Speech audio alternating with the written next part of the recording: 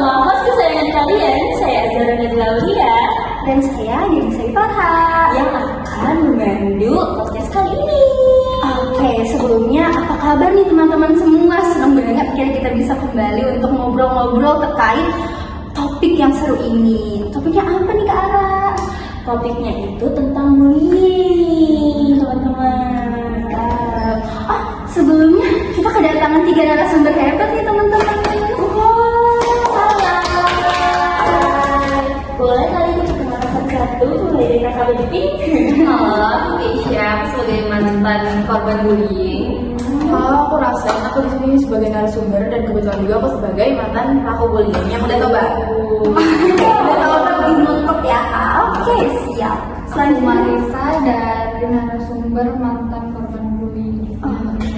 Wah, ternyata narasumber kita unik-unik banget ya. Selain ada korban, ternyata ada pelaku juga di sini loh. Kayaknya bakal asik banget nih topik kali ini. Betul teman-teman, tolong untuk didengar dengan seksama dan juga diambil nih pesan-pesan dan pelajarannya dari narasumber-narasumber kita. Oke, Langsung aja kali kita ke pertanyaan pertama. Menurut kalian nih sebagai korban dan juga pelaku bullying, kenapa sih sampai sekarang masih banyak orang yang menganggap bullying itu bercanda? boleh dari kakak Keisha dulu kali ya. Kalau menurut aku itu gara-gara pemikiran dan pandangan orang berbeda kak. Soalnya kan kayak apa yang kita omongin, yang orang kita biasa aja, ternyata tuh bagi orang lain tuh nyakitin kak. Aku sih kayak gitu, makanya dia bisa dianggap bercanda. Setuju aku. Oke, boleh dari Kak Marisa. Kalau dari menurut aku ya, mungkin karena perasaan orang tuh beda-beda, jadi kayak orang-orang kan punya sensitifnya masing-masing. Jadi ya dijaga aja gitu kata-katanya. Jangan sampai melukai hati orang lain. Nah, selain itu kita mau tahu nih dari point of view pelaku gimana nih?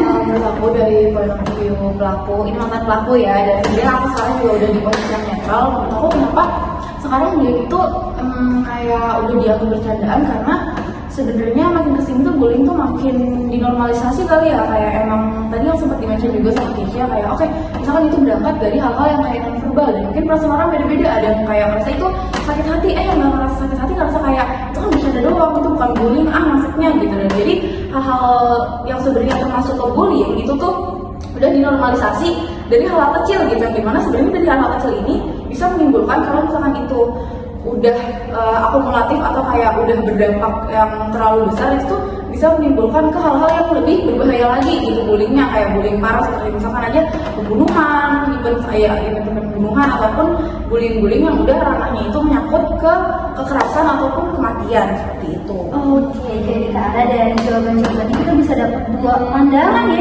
2 POV dari korban dan juga pelaku.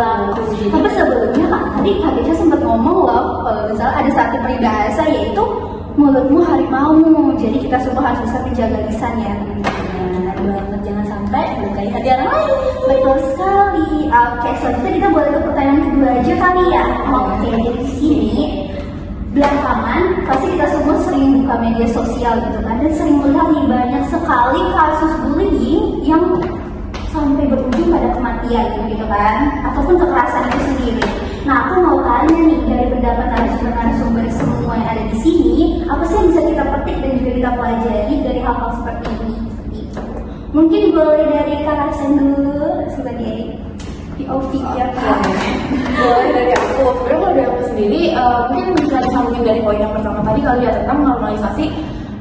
Makin kesini tuh makin kita menormalisasi hal-hal yang kayak oke, kita bentuk bullying tapi kayak santai lah, itu cuma bercandaan doang gitu. Nah itu tuh sebenarnya kalau emang kita terusin dan kayak makin menjadi-jadi, itu tuh bisa masuk ke ranah yang memang berbahaya gitu. Jadi sebenarnya pembelajaran yang bisa diambil adalah kita harus set boundaries dari awal, kayak oke ya, gimana misalkan itu udah masuk ke ranah bullying, walaupun ranahnya kayak oke, aku merasa hati aku sakit nih, aku sakit hati dengar omongan dia, dengar omongan verbal dia, atau kayak aku merasa kayak gak nyaman dengan misalkan perilaku temen aku yang seperti ini seperti itu. Kita langsung step up dan kayak oke, kita speak up itu, kita step up, kita speak up, dan memang kita langsung pasang boundaries kayak udah ya, stop sampai sini aja bercandanya, ini misalkan ini gak etis, jangan lanjut sampai emang nanti udah termasuk ke ranah-ranah pembulian yang berat, misalkan seperti kayak tonjok-tonjokan atau misalkan udah masuk ke ranah fisik-fisik kayak bahkan sampai ke ranah kematian gitu. Gitu sih. Oke, terima kasih. Boleh selanjutnya untuk Kak Kisha. Kalau dari aku kemarin tuh yang lagi happy banget, aku tuh ke-trigger sama kasus anak pesantren, 3 pesantren dibully sama satu kakak kelasnya, sampai yang satu tuh yang meninggal ke sekarang, dan 2 lagi tuh luka bakar parah gara-gara emang dibakar hidup sama kakak kelasnya. Terus aku tuh ke-triggernya gara-gara mereka tuh dibully sampai sekarang itu. Kebetulan aku tuh punya pengalaman, kalau aku tuh pernah dibully secara verbal, itu kayak dicubit, terus kayak dikatain gitu, terus kayak didorong-dorong, aku tuh pernah kayak gitu. Nah, aku tuh merasa hal kayak gitu tuh, pokoknya kalau ada masalah-masalah gini aku selalu tertrigger Kak, jadi malah masuknya tuh ke trauma aku masa kecil gitu. Sedih banget. Selamat Kak Kisha. Oke, selanjutnya kita ke narasumber kita terakhir ya Kak. Nih yang rambutnya sangat menyala. Kalau dari aku sih, aku setuju banget sama Kak Sen yang bilang menormalisasikan gitu sama yang namanya bullying. Jadi menurut aku itu ya udah deh, stop bullying, stop guys. Hal sekecil apapun, mulai dari kata-kata, mulai dari ngata-ngatain, perilaku itu stop beneran. Itu kita nggak tahu perasaan orang tuh kayak gimana gitu. Dan ini menghindari kejadian-kejadian yang ekstrem gitu, seperti kematian gitu. Berarti yang patut kita pelajari itu yang kita harus berdiri, jangan sampai kita kemana-mana. Udah stop, kalau misalnya udah pernah sendiri kita udah stop sampai situ, jangan sampai keterlaluan, sampai ada yang bunuh diri, sampai ada yang meninggal gitu ya. Betul Kak Ara, aku jadi keinget deh sama satu peribahasa, selain yang tadi susu dibalas air putih. Baik. Iya. Jadi kalau misalnya teman-teman ya, selain dari menjaga lisan, kita juga harus bisa menjaga tindakan kita gitu. Karena balik lagi ya, dari 3 jawaban narasumber ini kita nggak ada yang tahu hati seseorang itu seperti apa. Gitu. Mood seseorang juga beda-beda. Betul. Oke Kak Ara, kayaknya kita boleh langsung ke yang terakhir aja. Closing statement. Aduh ya ampun, maaf ya. Udah keterusan ya. Iya, jadi asiknya. Mereka sharing-sharing sama sumber-sumber kita. Mungkin sebenarnya kita bisa kasih pesan-pesan deh nih buat saya pelaku atau korban bullying di luar sana. Boleh? Cuma bisa deh. Bully. Pokoknya udah stop dulu ya, udah kayak stop banget gitu. Satu kalimat ya, stop bullying. 2 kata, udah itu aja. Oke, boleh lanjut ke Kalau dari aku mungkin ini untuk khusus buat pelaku kali ya, lebih ke jaga perkataan, jaga perilaku. Kamu nggak tahu apa yang kamu keluarkan itu akan berdampak seperti apa di orang lain dan akan berdampak sebesar apa di orang lain. Betul. Oke, Kak Kisha boleh. Kalau pesan aku buat teman-teman ini, jangan pernah takut buat speak up. Kalau misalnya kita merasa kita dibully, kita tuh bisa banget buat speak up, buat cerita ke orang lain, jangan dipendam pokoknya.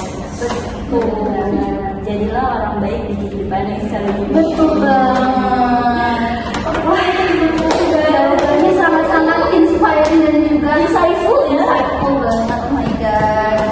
Ya, sebenarnya kita ini mungkin segitu saja podcast dari kami.